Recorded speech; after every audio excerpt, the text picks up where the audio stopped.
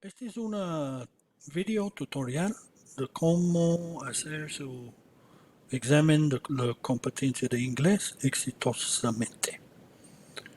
Primero, cuando estás en el examen de X-Batch y termines el examen de H-Batch, va a aparecer esta ventanita.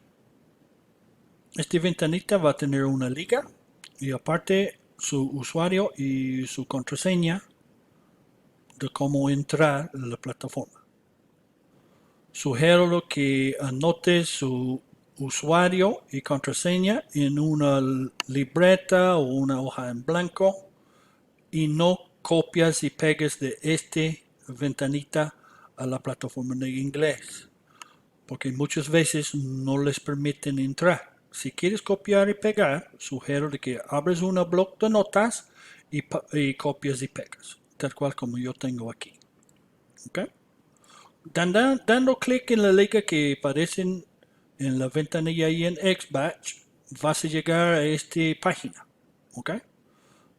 Entres el usuario y entres el usuario y contraseña.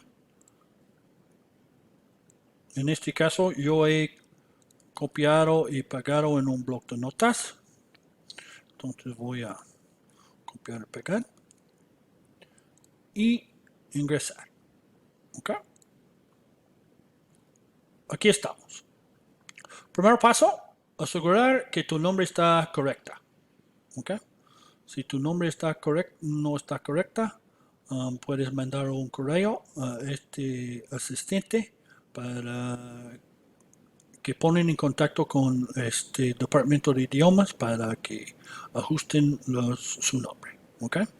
Si todo parece bien, tenemos que iniciar con los exámenes. Como mencionaba en la ventanita allí en Xbatch, tienes varios exámenes para terminar. Grammar, Everyday English, vocabulario y reading.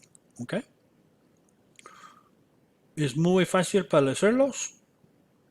Nada más vas sección por sección y hacer cada examen. ¿Ok? Son 3 exámenes de reading. Cuando termines, asegurarse que tienes una palomita aquí en este cuadro para que todas las respuestas queden guardadas.